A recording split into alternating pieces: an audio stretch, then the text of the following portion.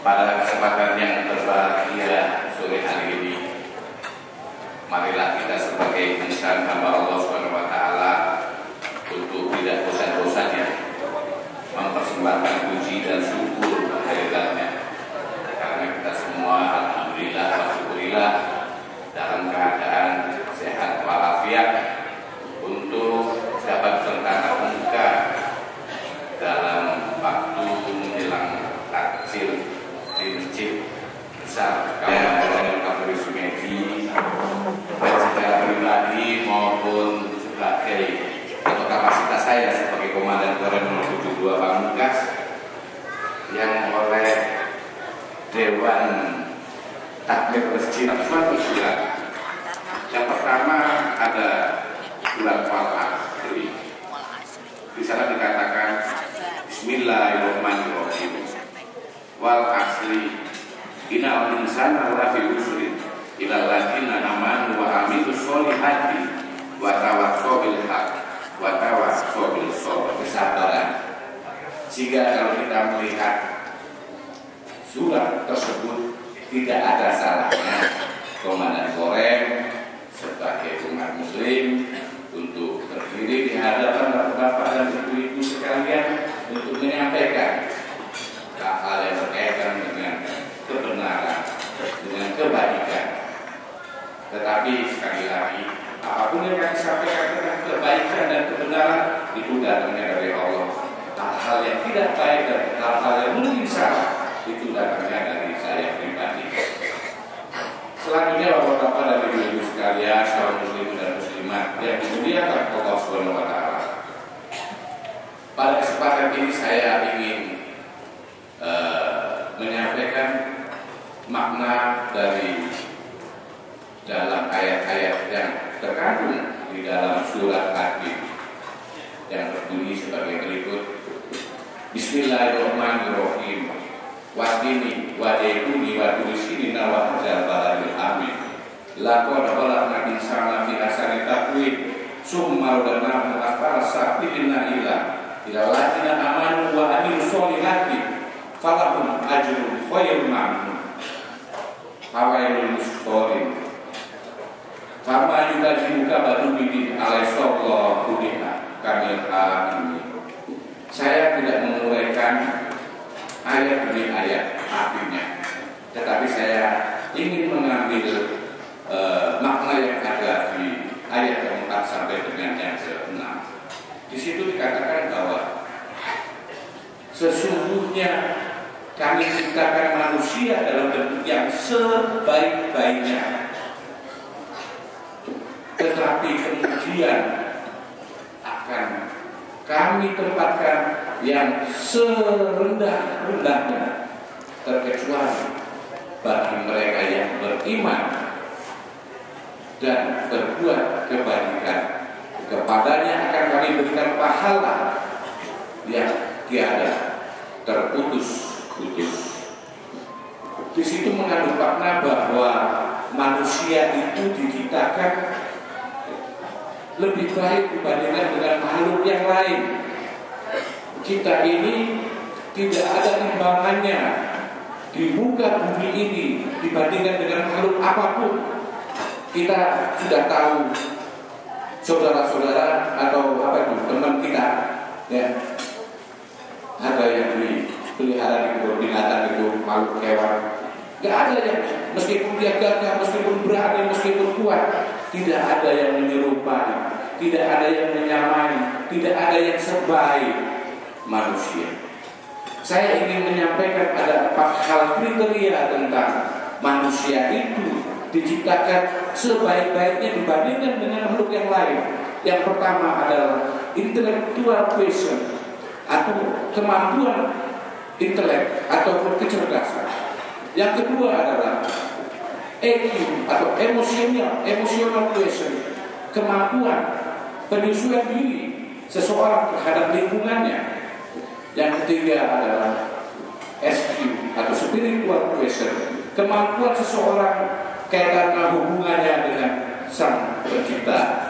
Sedangkan yang keempat adalah PQ atau physical quotient, kemampuan struktur postur manusia yang mempunyai kelebihan-kelebihan dibandingkan dengan makhluk lain. Saya akan sampaikan untuk kriteria kelebihan yang dimiliki oleh manusia dari segi intellectual quotient atau kemampuan daya pikir, kemampuan kecerdasan. Bahwa pada hakikatnya manusia itu mempunyai kelebihan. Sifat-sifat yang dimiliki oleh manusia ada pada 99 Asmaul Husna atau 99 asma Allah. Di situ satu contoh misalnya, Allah yang Maha Pencipta. Manusia tidak pakai maha. Manusia mempunyai sifat untuk menciptakan, seperti piring, apa yang namanya, gelas, makanan, pakaian yang saya gunakan, handphone, satelit, high teknologi atau teknologi pengetahuan yang tinggi saat ini itu diciptakan oleh manusia. Tidak ada makhluk lain pun yang mempunyai kecerdasan menyamai dengan kecerdasan manusia.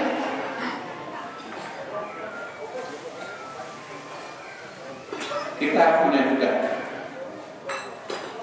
Ar-Rahman, Ar-Rahim, yang Maha Pemurah, yang Maha Pengasih, yang Maha Penyayang. Manusia itu murah hati, manusia itu menyayangi satu sama lain. Kalau kita tidak murah hati, kita tidak akan memberikan kepada orang lain. Mungkin bapak ibu tidak akan ada yang di sini. Semuanya pelit, semua yang dimiliki hanya untuk dirinya sendiri. Tetapi manusia tidak. Manusia juga punya sifat pemurah. Manusia juga punya sifat menyayangi. Menyayangi satu sama lain, menyayangi keluarganya, menyayangi dirinya sendiri. Semua nama-nama yang Asmaul Husna 99 asma Allah itu adalah kebutuhan dasar yang dimiliki oleh manusia sebagai suatu sifat yang dimiliki ciptaan Allah Subhanahu wa Ta'ala, yang makhluk manapun tidak mempunyai atau tidak memiliki. Kemudian yang kedua, emotional quotient, kemampuan beradaptasi, kemampuan menyesuaikan dengan lingkungannya. Manusia diciptakan untuk tidak sendirian.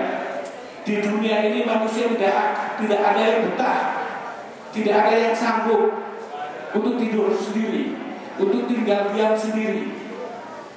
Manusia ingin bersosialisasi dengan keluarganya, dengan istrinya, anaknya, saudara-saudaranya, lingkungannya, tetangganya, kemudian komunitas organisasi tertentu, komunitas masjid dan lain sebagainya.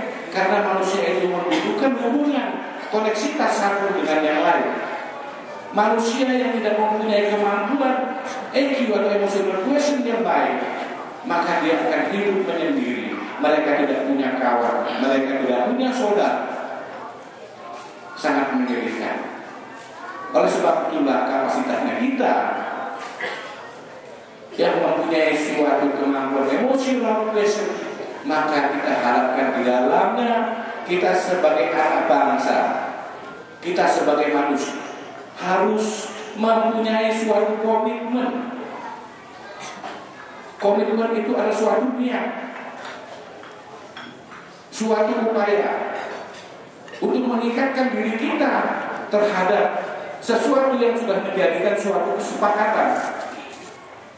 Kita sebagai warga negara, kita sebagai anak bangsa Indonesia hidup di dalam naungan 4 pilar kebangsaan. Yang pertama yaitu Pancasila, yang kedua yaitu Undang-Undang Dasar 1945, yang ketiga adalah Negara Kesatuan Republik Indonesia, serta yang keempat adalah Bhinneka Tunggal Ika.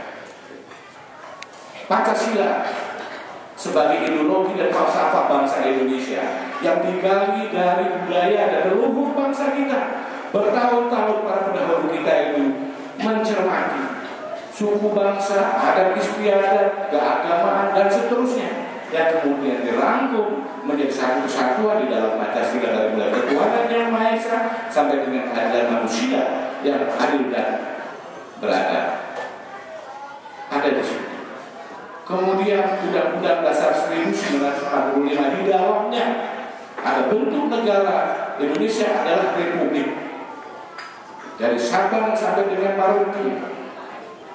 Bentuk pemerintahan kita yang sesungguhnya ditentukan oleh rakyat. Kemudian NKRI Negara Kesatuan dari mulai Aceh sampai dengan Papua itu sudah tidak bisa dipungkiri lagi, itulah wilayah Nusantara kita, wilayah NKRI kita, serta kebinekaan berbagai suku bangsa. Indonesia bukan Indonesia kalau tidak ada orang Jawa di dalamnya. Indonesia bukan Indonesia kalau tidak ada orang Ambon, tidak ada orang Papua, tidak ada orang Dayak, tidak ada orang Madura, tidak ada orang Bali. Itu merupakan suatu kekayaan yang patut kita syukuri bersama. Bapak-bapak yang sekali dimerdekakan pada bulan Ramadan. Nah, semestinya 66 tahun kita merdeka bukan kita mempermasalahkan yang 4 pilar kebangsaan yang tadi. Kita tidak mempermasalahkan Pancasila sebagai ideologi dan falsafah bangsa kita. Kita tidak mempermasalahkan tentang Undang-Undang Dasar 1945.